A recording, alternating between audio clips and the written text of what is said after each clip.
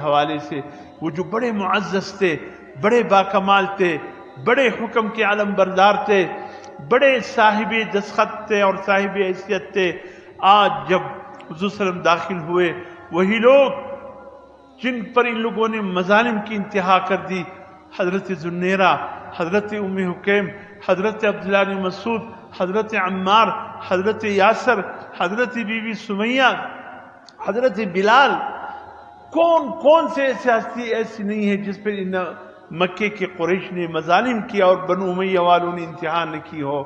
ایسا تھا.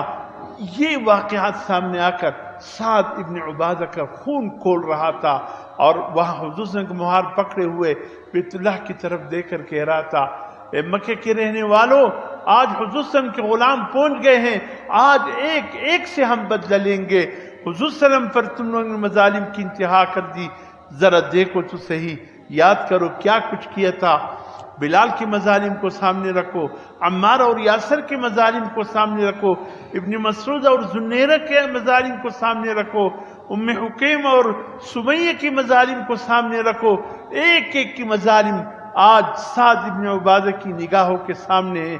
ہم ایک ایک کا بدلہ لیں گے. الیوم یوم الملحمہ، آج کے دن بدلہ لینے کا دن ہے، آج ہم خوب بدلہ لیں گے.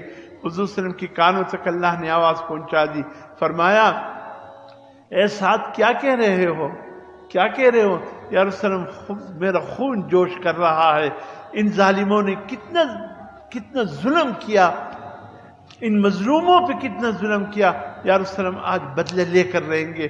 نہیں حضور صلی اللہ علیہ وسلم نے فرمایا، سعد یوں نہ کہو کہ الیوم یوم الملحمہ، جا کر اعلان کر دو الیوم یوم المرحمہ، آج رحمت کا دن ہے، آج معافی کا دن ہے. آج ایک ایک کو ہم اس کے مظالم کو بھی یاد نہیں دلائیں گے، آج ہم معافی کا اعلان کریں گے، اور جو انہوں نے کیا وہ ان کو مبارک ہو، جو ہمیں زیب دیتا ہے وہ ہم یہ کریں گے. میرے محترم دوستو، مختصراً یہ کہ حضور صلی اللہ علیہ وسلم نے بتوں کو توڑنا شروع کیا کہ وہ زور کا وقت داخل ہوا. حضور صلی اللہ علیہ وسلم کی نگاہیں بلال کو ڈھونڈنے لگے. بلال کہاں ہو؟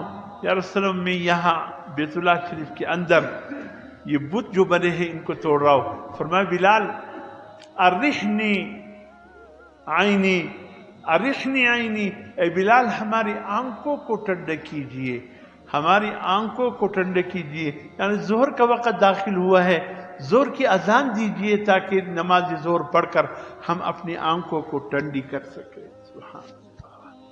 میرے محترم دوستو، حضور صلی اللہ علیہ وسلم کی آنکھیں تو نماز سے ٹھنڈی ہوتی ہے، لیکن آپ سوچ لیجئے ہم کتنے بے دردی سے نماز کو ضائع کر دیتے.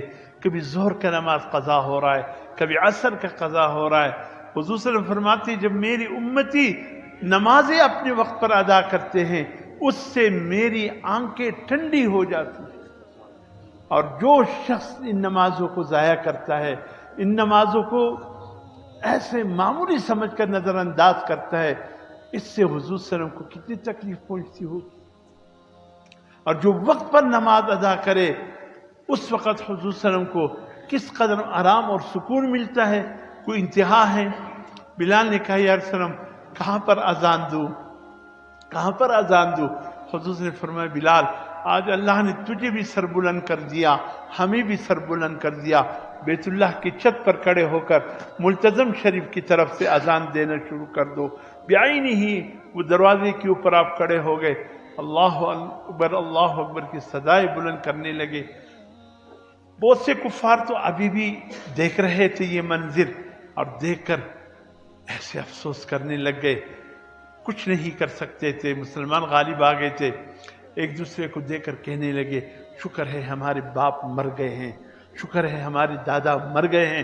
انہوں نے یہ منظر نہیں دیکھا کہ ایک سیاہ فام حبشی غلام آج بیت اللہ کی چھت پر کھڑے ہو کر اذان دے رہے.